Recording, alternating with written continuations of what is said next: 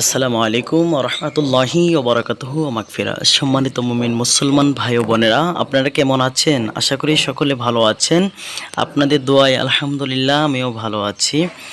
এখন ক্যামেরার স্ক্রিনে যাকে দেখতে পাচ্ছেন আপনারা সকলেই জানেন আমি কোন রিলেটেড ব্লগ করে থাকি, আর যার ভিডিও একটু বেশি দিয়ে থাকি আমার চ্যানেলের মধ্যে, তিনি আপনার আমার সুপরিচিত এবং একজন ব্যক্তিত্ব হযরত মাওলানা মুফতি গিয়াসউদ্দিন আত্তাহিরি হুজুর।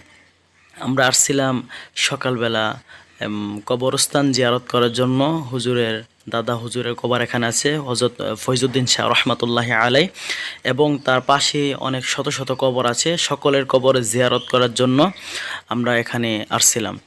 এখানে আমরা জিয়ারত শেষে আমরা বাড়ির দিকে রওনা হয়ে গেছি ফয়জিয়া দরবার শরীফে। অর্থাৎ এখানে এমন একটি কবরস্থান, যে কবরস্থানের থেকে তাহির হুজুরের ওয়াজের সূচনা শুরু। তাহির হুজুরের মায়ের মুখের কথা এবং তাহির হুজুরের নিজেও মাঝে মধ্যে ওয়াজের মধ্যে বলে, এ কথাগুলো কিন্তু অনেক বাস্তবতা রয়েছে। যে কবরস্থান দেখতে পাচ্ছেন এটা অনেক বড় কবরস্থান। এখানে তাহির হুজুর যখন ছাত্র জীবনে ওয়াজ শিখার বয়স, যখন ওয়াজ শিখতেছিলেন তখনই কিন্তু তিনি ওয়াজ আস্তে আস্তে প্র্যাকটিস করতেছে। হ্যাঁ, ওয়াজগুলো প্র্যাকটিস করার সময় তখন ওই তাহির হুজুর আম্মা জান বলতেছে যে, বাবা তুমি ওয়াজ যদি প্র্যাকটিস করতে চাও তাহলে তুমি চলে যাও তোমার দাদা হুজুরের মাজারে চলে যাও।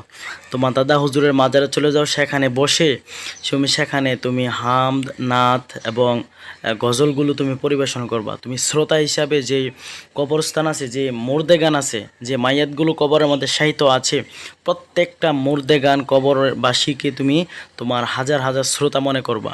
তোমার দাদা হুজুরের মাজার থেকে, সেখান থেকে তুমি তোমার ওয়াজগুলো প্র্যাকটিস করো, তুমি ওয়াজগুলো বেশি বেশি চর্চা করো।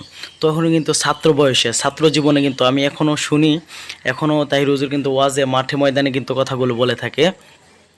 তিনি তার দাদা হুজুরের মাজারে এসে তিনি ওয়াজগুলো প্র্যাকটিস করতেন, ওয়াজগুলো বেশি চর্চা করতেন। এই কবরস্থান, সেই কবরস্থান ছাত্র জীবনে, যেখানে এসে তিনি ওয়াজগুলো প্র্যাকটিস করতেন এবং বিশাল শ্রোতা হিসাবে তিনি সকল মাইয়াতকে গ্রহণ করে নিতেন।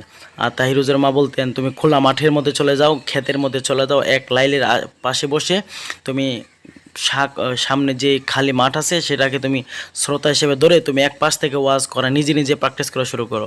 এই নিজে নিজে ওয়াজ করতে করতে আল্লাহ পাক রব্বুল আলামিন তাকে এত বড় বাংলাদেশে একজন হক্কানি আলিম হিসেবে কবুল করেছে। আপনারা সকলে দোয়া করবেন। আসসালামু আলাইকুম ওয়া রাহমাতুল্লাহ।